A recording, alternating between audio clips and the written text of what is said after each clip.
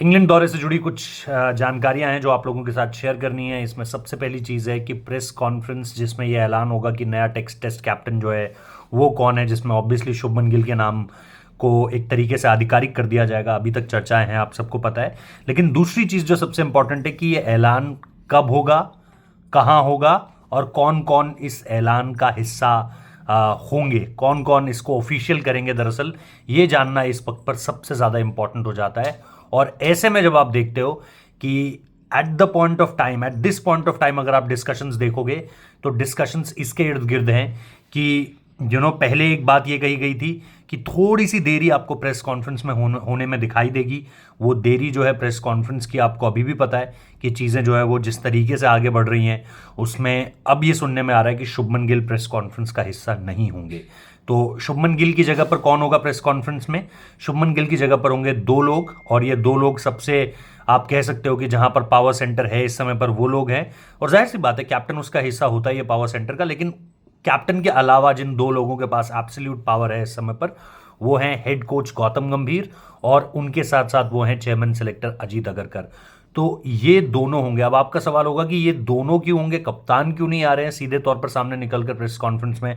तो मल्टीपल चीज़ें इस वक्त पर जिनको लेकर के अलग अलग जानकारियां सामने निकल कर आ रही हैं। कुछ भी कंप्लीटली शॉर्ट तरीके से नहीं कहा जा सकता कि भाई ये 25 तारीख को ये होगा या 24 को ये होगा या यहाँ इस जगह पर ये चीज़ आपको देखने को मिलने वाली है।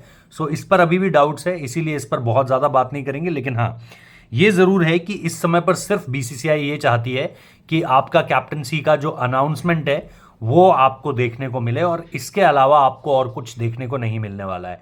मतलब आप नए कैप्टन से सवाल कर पाओ, शायद ये अभी नहीं चाह रहे हैं। और इसी वजह से ये एक वजह है, और दूसरी वजह शायद ये भी है कि क्योंकि जिस तारीख को आप ये करना चाह रहे हो और उसके आसपास के समय में भी गेम्स हैं। 24 को आप करोगे तो 25 को गेम है, 25 को आप करोगे तो जाहिर सी बात है उस दिन भी गेम है। तो या तो आपको इसको 25 के बाद करना पड़ेगा, अब उसके बाद जाहिर सी बात है टीमें प्लेऑफ्स की तरफ बढ़ेंगी। लेकिन सबसे इंपॉर्टेंट चीज़ ये है कि आप शायद प्लेयर्स को डिस्टर्ब नहीं करना चाहते हो। आप दो ऐसे लोगों को चुनना चाहते हो जो इस समय पर पूरी तरीके से फ्री है। तो चेयरमैन सेलेक्टर इस समय पर पूरी तरीके से फ्री इन द सेंस कि उनका आईपीएल से कोई हस्तक्षेप नहीं है, कोई लेना देना नहीं है। हेड कोच का भी आईपीएल से कहीं कोई कनेक्शन नहीं है। शुभमन गिल का आईपीएल से कनेक्शन है, वो एक टीम को लीड कर रहे हैं, वो टीम बहुत अच्छा कर रही है, उसको प्ले ऑफ में जाना है।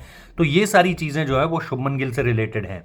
यानी आपको बहुत मुश्किल है ये कि 25 तारीख जो अभी हमें सुनने में मिल रहा है, 23 से 25 तारीख के बीच सुनने में मिला था। यानी कहीं ना कहीं या तो आप 24 में इसको देखोगे होता हुआ या 25 में देखोगे। डेट को लेकर के अभी कंफर्मेशन नहीं है। लेकिन जैसा मैंने कहा कि इसमें आपको जो दो शख्स दिखाई देंगे वो हेड कोच गौतम गंभीर और इनके साथ साथ चेयरमैन सेलेक्टर जो हैं अजीत अगरकर, वो आपको नजर आने वाले हैं। यानी जो सारे सवाल रोहित शर्मा, विराट कोहली, टीम का जो सिलेक्शन होगा, वो सारे सवाल जिन लोगों के इर्द गिर्द थे उसमें जाहिर सी बात है आप मैक्सिमम सवाल इन दो लोगों से पूछना चाहते थे।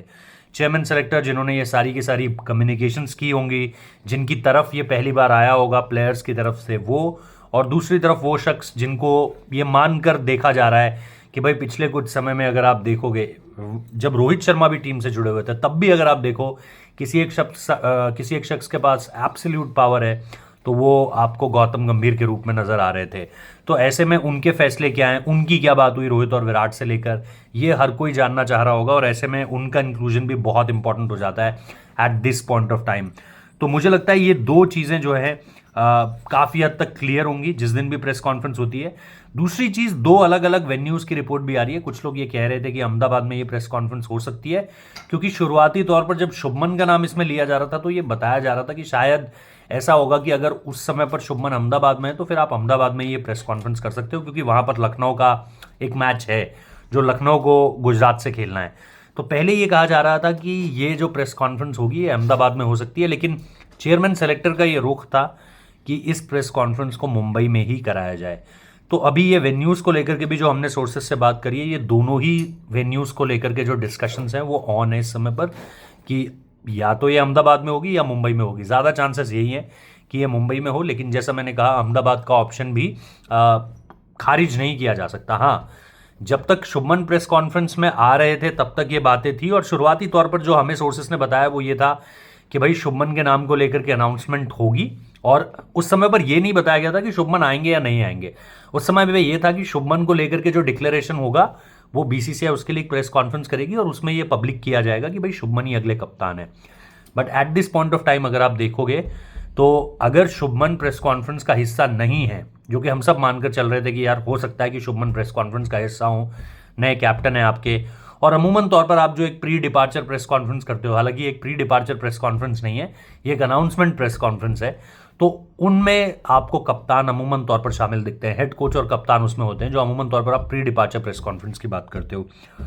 सो अगर शुभमन नहीं है तो फिर अहमदाबाद वाला ऑप्शन अपने आप ही खारिज हो जाता है। लेकिन मैं अभी भी कंप्लीटली, क्योंकि इस बारे में जानकारी नहीं आई है, तो मैं ये बोलने से बचूंगा कि नहीं मुंबई शॉर्ट है इस समय पर। लेकिन 2 तारीख और 2 वेन्यूज को लेकर के डिस्कशन चल रहे हैं, और 2 लोग जो सबसे ज़्यादा इंपॉर्टेंट हैं, शुभमन गिल, अगर आप देखोगे शुभमन गिल के बाद जिन 2 लोगों पर इस समय पर नजरें हैं, वो जाहिर सी बात है अजीत अगरकर और गौतम गंभीर होने वाले हैं। अब इन सारी चीज़ों के बीच में मैं आपको ये बता दूं कि स्क्वाड सेलेक्ट हो चुका है।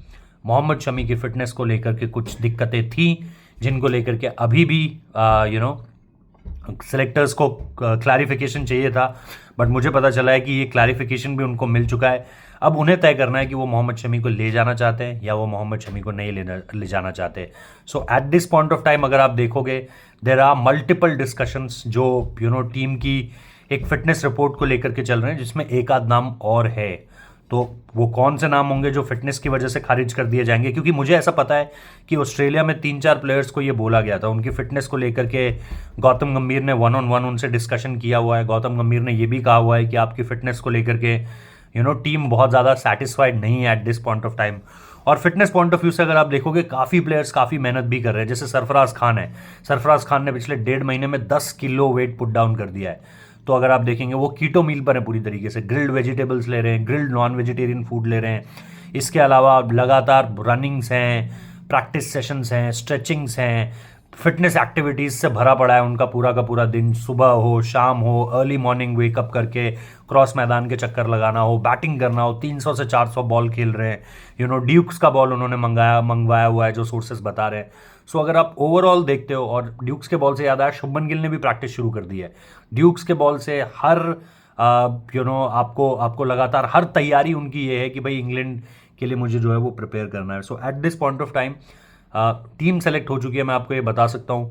एक आध नाम आपको ज़रूर लगेगा कि यार इस नाम को आना चाहिए था, बट मोर ओवर टीम वही है जो हम और आप सोच रहे थे। हाँ, कुछ लोग मैं देख रहा हूँ कमेंट में लिख रहे हैं भुवनेश्वर कुमार, तो उनके नाम का इंक्लूजन नहीं होगा। ऋतुराज गायकवाड़ मुझे नहीं लगता उनके नाम का इंक्लूजन होगा।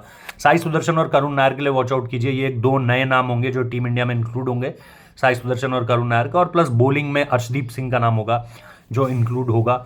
तो ये मुझे लग रहा है, बाकी देखते हैं चीज़ें किस तरीके से आगे बढ़ती हैं। अभी वीडियो को लाइक कर दीजिए, चैनल को सब्सक्राइब कर दीजिए। मिलते हैं आपसे बहुत जल्द। Thank you.